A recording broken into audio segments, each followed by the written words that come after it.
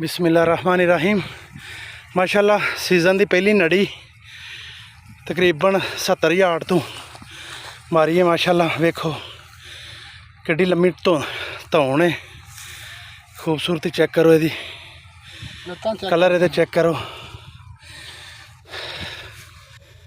ये जनाब तकरीबन 70 यार्ड तो थले थले ही तो मारी है। दसो कैसी खूबसूरत शाट लगी है।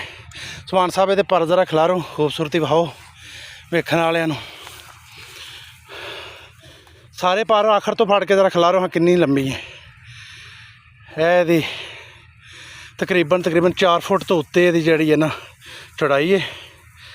तो बहुत खूबसूरत माशाल्लाह P15 दे नाल शाट लगी है। तो है तकरीबन 6-5 इंच की तकरीबन है जी चोंच। तो यदा भी ना तुहां ही दसना, असीं तो पंजाबी दे विच नड़ी कहने इनू। शाट माशाल्लाह बहुत खूबसूरत लगी है। पर तो नहीं लगी, है लगी है सुभान भाई पर तो क्रॉस हो के ए लगी इनू शाट। सही है। तो बाकी इंशाल्लाह अगली शाट तुहानूं वहाने आ। तो मेहरबानी करके साडा चैनल सबसक्राइब करो। Tour 8574 TOUR 8574। तो अगली उम्मीद है कि इंशाल्लाह मगराबी की शाट होएगी। तो यदा बाकी जड़ा ना यदा नाम ही तुहां दसना है। तो तकरीबन कितना गोश्त निकलेगा गैस करो। ये विचों गोश्त मगराबी वड्डी तो थोड़ा निकलता मेरे अंदाजे ना, बग तो काफ़ी थोड़ा।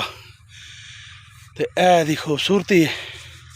तो इंशाल्लाह उम्मीद है कि मज़ीद तुहानूं अच्छी शाट वहाने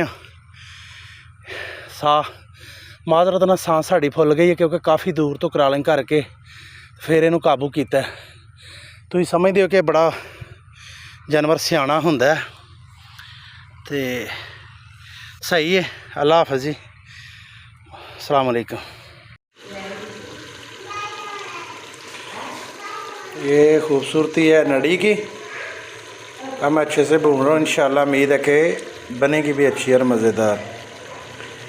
बाकी देखते हैं बनने के बाद।